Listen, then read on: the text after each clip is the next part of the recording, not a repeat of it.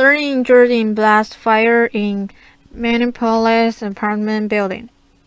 新任 An explosion and fire at an apartment building in Minneapolis left 13 people hospitalized Wednesday. 6 are in critical condition. Minneapolis Fire Chief John Fertel told CNN there may still be people inside the building. Fertel said not everyone has been accounted for. Most of the injuries are from burns and trauma of people that came out through the windows, said Robert Ball, a spokesman for Hennepin County Emergency Medical Services.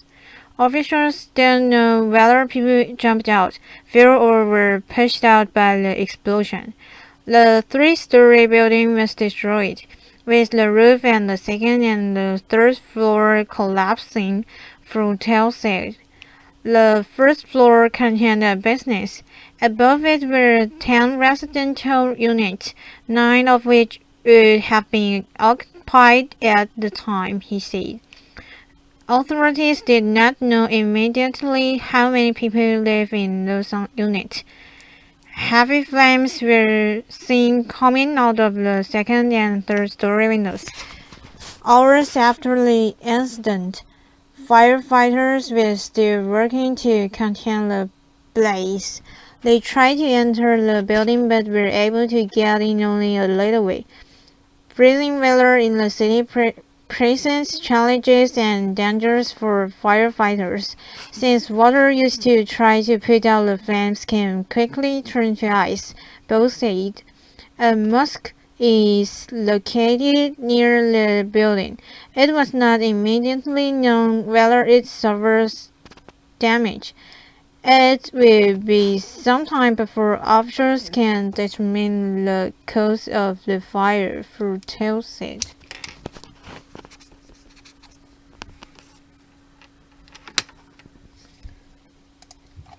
North Korea's Kim Jong-un lost purge of executed Uncle Jong Song-taek. North Korean leader Kim Jong-un on Wednesday praised the recent purge of his uncle and former protector, saying it brought greater unity within the secretive nuclear-armed state. In the same period of the effort for building a thriving country last year, we took the resolute measure of removing the factionalists lurking in the party, Kim said in a New Year's address, referring to the North ruling Workers' Party of Korea. As our party detected and purged the anti-party, counter-revolutionary factionalists at an opportune time and with a correct decision. The party and revolutionary ranks were further consolidated and our single-hearted unity was solidified to the maximum, Kim said, according to the text of the speech carried by North Korean state media. The purge uncle, Jong Song-taek, was considered instrumental in Kim's rise to power in December 2011 and, until recently, was regarded as the second most powerful figure in North Korea. But the young leader turned his back on Jong in spectacular fashion late last year, having him executed last month on charges he tried to overthrow the government. A publicized purge, the death of Jong, who was married to Kim's paternal aunt, was announced in an unusually public declaration by the reclusive region. Purges and executions of senior officers are believed to have taken place under the North's previous leaders, Kim's father and grandfather, but without such public fanfare. North Korean state media attacked Jong's character and detailed and extensive list of his alleged crimes, describing him as despicable human scum. Kim's speech Wednesday is the first time he has publicly commented on the purge. A range of different theories have been put forward for the real causes behind Jung's downfall. Last week, South Korea's main intelligence agency told lawmakers that it believed business disputed inside the North Korean region has participated in the purge. Nuclear warning. In his speech, Kim also addressed his country's strained relationship with South Korea and the United States, warning that if war were to break out in the region, it would spiral into a nuclear confrontation. The U.S. and South Korean war machines have deployed legions of equipment for a nuclear war in and around the Korean Peninsula and are going frantic in their military exercises for a nuclear war against the North, Kim said. This precipitates a critical situation where any accidental military skirmish may lead to an all-out war. Should another war break out on this land, he said, it will result in a deadly nuclear catastrophe and the United States will never be safe. But his first steps fell short of the alarmingly threatening language that peppered North Korean statements in early 2013 as tensions spiked over the regime's nuclear test in February and the resulting UN sanctions. North and South. Kim called for better ties between the two Koreans, which have reestablished dialogue and reopened their shared industrial complex since the rocky period in the spring. A favorable climate should be established for improved relations between the North and the South, he said. In South Korea, President Park Geun-hye said that her government would strive to maintain impregnable security and prepare for any possible provocations by the North. Analysts have said that the purge of Jung could be a sign of instability inside North Korea and that Kim could seek to focus attention away from domestic issues by carrying out a provocative act, like another new rocket or nuclear test. Park said the South Korean government would redouble its efforts to further promote peace on the Korean Peninsula and lay the groundwork for peaceful reunification.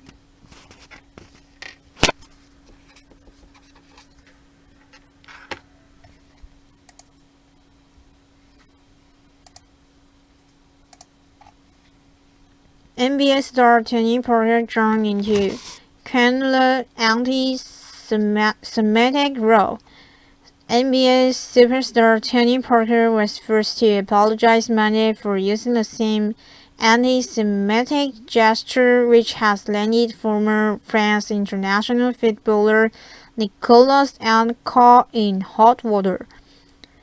And Anelka, who plays for English Premier League side West Bromwich Albion, performed the so-called cannula, pointing his right arm straight down and touching that arm with his left hand, and celebrating a goal in a match against West Ham Saturday. Some have called the cannula a Nazi salute in reverse. Anelka is the friend of controversial French comedian Didon Mbala, who popularized the cannula and has been prosecuted for anti-Semitism. with the English Football Association (FA) investigating the incident. Annika has promised not to do it again. Reid. Annika defends shocking gesture. The club fully acknowledged that Nicola's school celebrations has caused offense in some quarters and has asked Nicolas not to perform the gesture again. Nicolas immediately agreed to adhere to this request, said a statement on the West Bromwich Albion website Monday. Annika's compatriot Porter came under the spotlight Sunday when a picture from 3 years ago surfaced of him doing the cannula. The point guard has released a statement saying he was not aware at the time that it wasn't offensive or harmful. Well, this gesture has been part of French culture for many years. It was not until recently that I learned of the very negative concerns associated with it, he said. Reid. Porter stars in NBA Finals opener. Since I have been made aware of the seriousness of this gesture, I will certainly never repeat the gesture and sincerely apologize for any misunderstanding or harm relating to my actions. Hopefully this incident will serve to educate others that we need to be more aware that things that may seem innocuous can actually have a history of hate and hurt.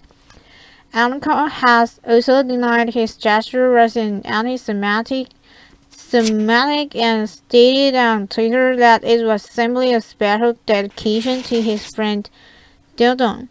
Reid. Is France a racist nation? Two other French EPL players were drawn into the controversy Monday, with Manchester City's Samir Nasri and Mamadou Sancho of Liverpool photographed performing the gesture. Nasri took to social media to say his gesture was to symbolize being against the system. He tweeted, "It has absolutely nothing to do with being anti-Semitic or against Jewish people. I apologize for causing any hurt to anyone who might have." Sancho said he was tricked into performing the signal. He wrote on his Twitter account, "This photo was taken 6 months ago. I did not know the meaning of this gesture. I got trapped."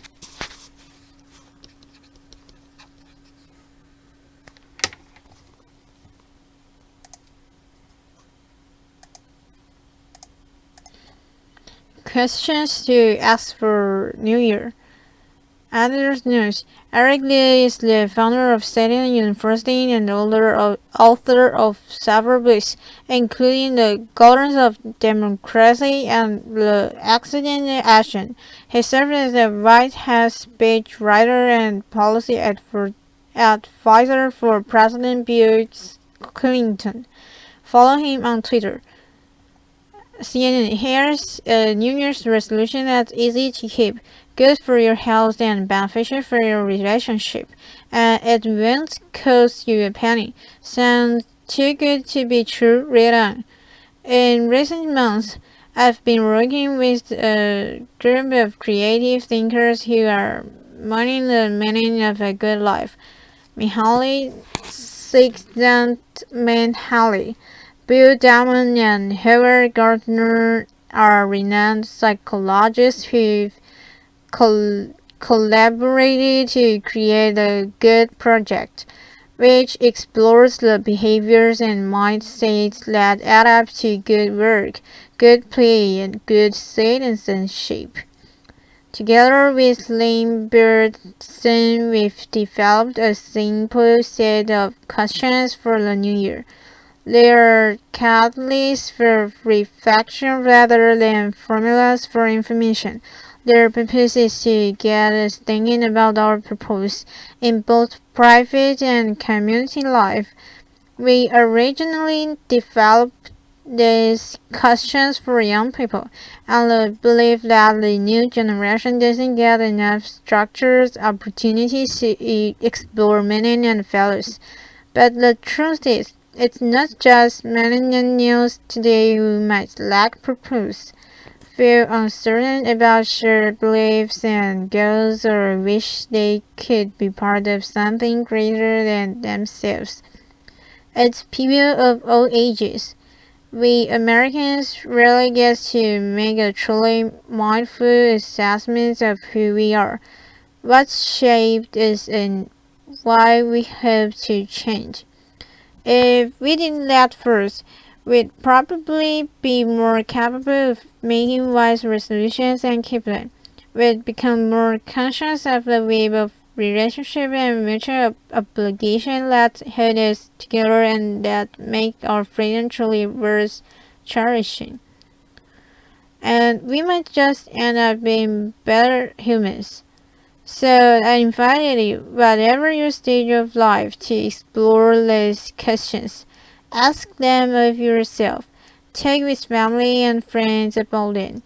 Write and share your reflections. Feel free to adapt and revise the questions to suit your circumstances.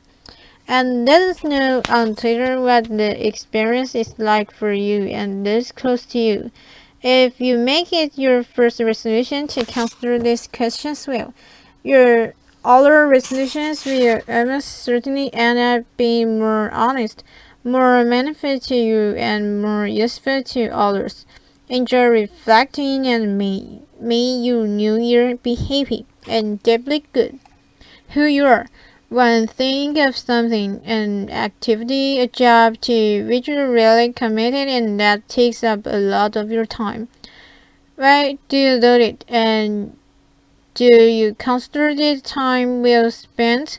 Why or why not? What would make you stop being involved?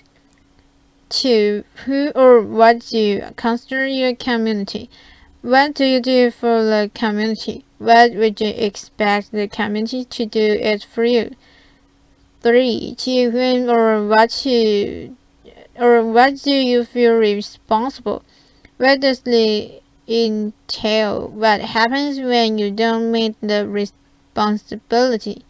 4. Are you a good worker, a good citizen, a good person? How do you distinguish among them? Which is most important to you? Influences. 5. Has influenced you, and how do you pass it on? 6. What individuals and institutions do you admire and why? Current or past? 7. What don't you admire and why? 8. What and whom do you love? Aspirations. 9. What would it mean for you to be successful? How important is recognition through money or esteem? What about heralded acts or contributions? 10. What would it mean for your fail? Who or what will make that judgment for you and about you? 11. What kind of person do you want to be right now? 12. What should and shouldn't be written in your obituary?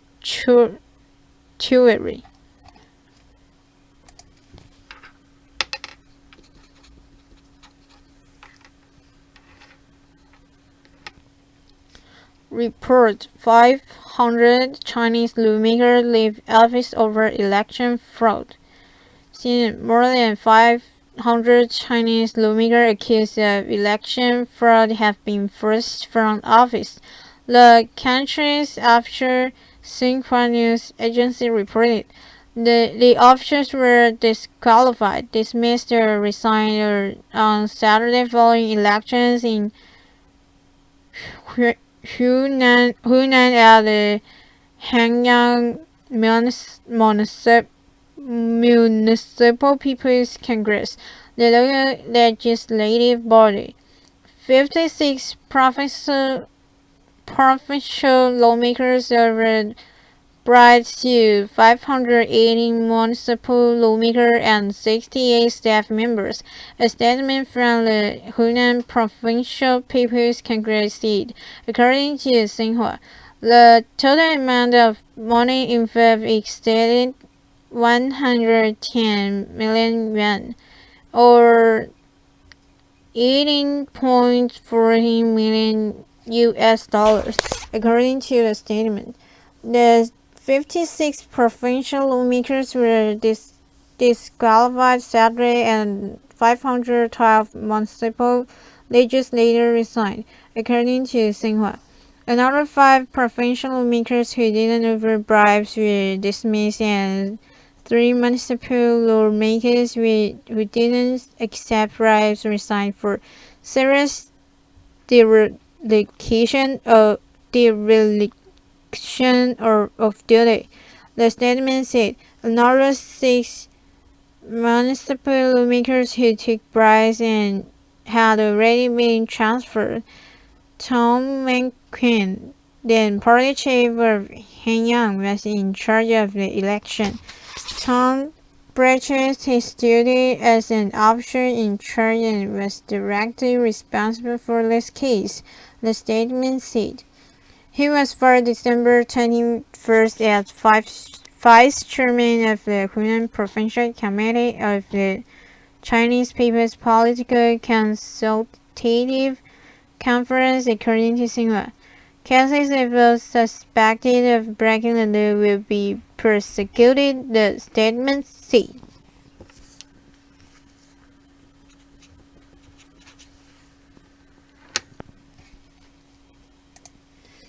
Recordig state built a fire, killing 25. Syrian opposition group says.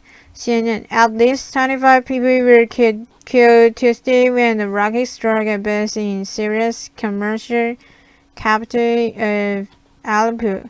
The opposition Aleppo media center said. The strike from the government's control on Nairi military airbase burned all those inside the base beyond recognition, the center said. Children, women, and men were on board, and the wreckage made it impossible to know immediately the final death toll of the massacre. The group said in a prepared statement. A 2-week offensive on Aleppo by the Syrian military had killed 517 people before this attack. The opposition Syrian Observatory for Human Rights said opposition groups blamed the region's use of barrel bombs, aerodromes packed with TNT and shrapnel for many of the days. Syrian state-run media, meanwhile, said the Speaker of the People's Assembly Mohammad Jihad al-Laham told the assembly that the terrorists were hatched against Syria has failed, and despite all the destruction, murder, and abduction committed by terrorists, the Syrian people continue to live their lives, and the state establishments continue to carry out their duties.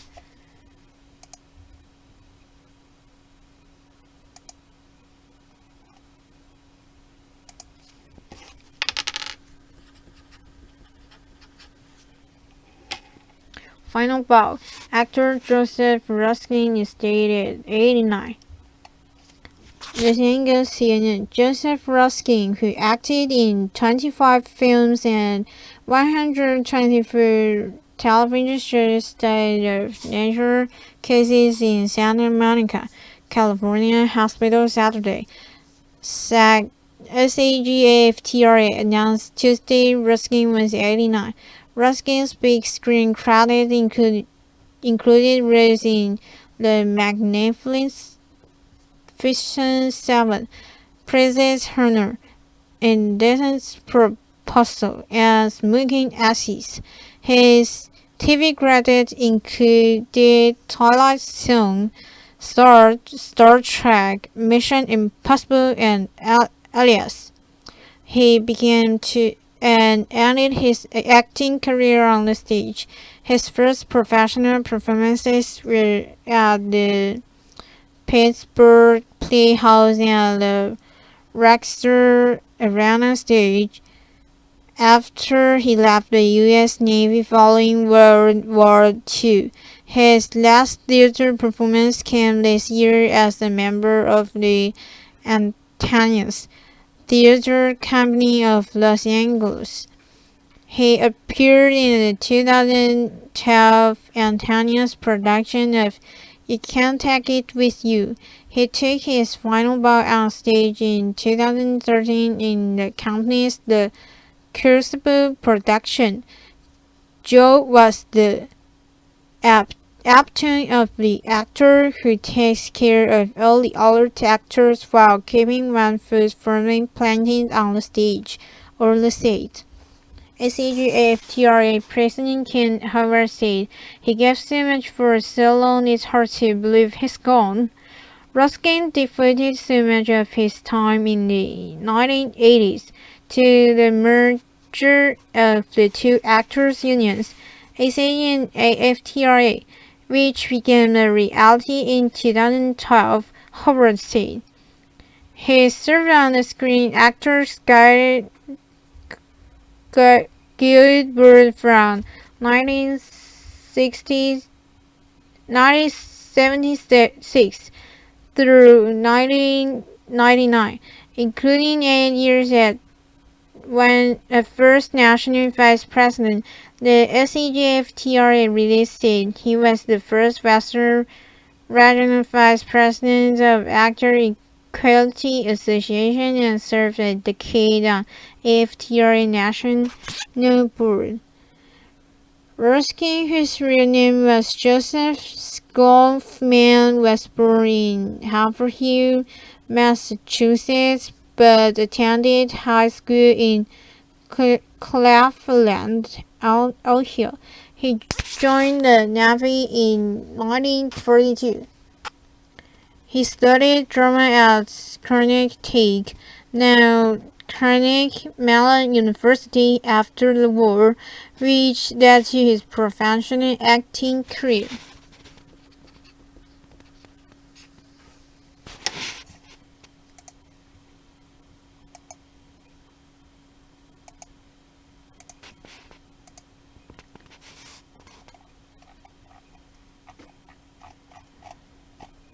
Did businesses disputes play a role in Kim Jong-un's anchor execution? So South Korean CNN. Did business disputes play a role in the dramatic demise of Kim Jong-un's once powerful uncle? What South Korea's main intelligence agency appeared to suggest Monday in comments relayed by lawmaker. The uncle Johnson Tech was considered instrumental in Kim's rise to power 2 years ago, but Kim turned his back on the man once since as his protector in spectacular fashion earlier this month, having him executed on charges he tried to overthrow the government. John's death was announced in an unusually public declaration from the Secretary of State. Analysts have put forward a variety of reasons that may have led to Kim's decision to turn against his uncle and to publicize his execution. Some suggested there may have been a struggle for power between Kim and John. Pinning down the truth may prove impossible for a reclusive region like North Korea, but agents at South Korea's National Intelligence Service, which broke news of John's initial fall from power before the North Korea announced it, are nonetheless trying to get to the bottom of the situation. The agency briefed lawmakers of a parliamentary intelligence committee Monday, about what it thinks was behind John's downfall. The head of the agency, Nam Jung, played down the theory of a simple power struggle between John and Kim, said John Chung-Red, a lawmaker from the United Democratic Party who attended the briefing. Based on the intelligence agency analysis, John aside IA aides in certain government agencies, including business projects, including coal and trade, overstepped their authority, creating conflict with other agencies. The lawmaker said the agency believed Kim may have stepped in and demanded that the dispute be resolved, an order John apparently declined to carry out. John said that decision may have cost John his life. John was purged for violating the supreme leadership.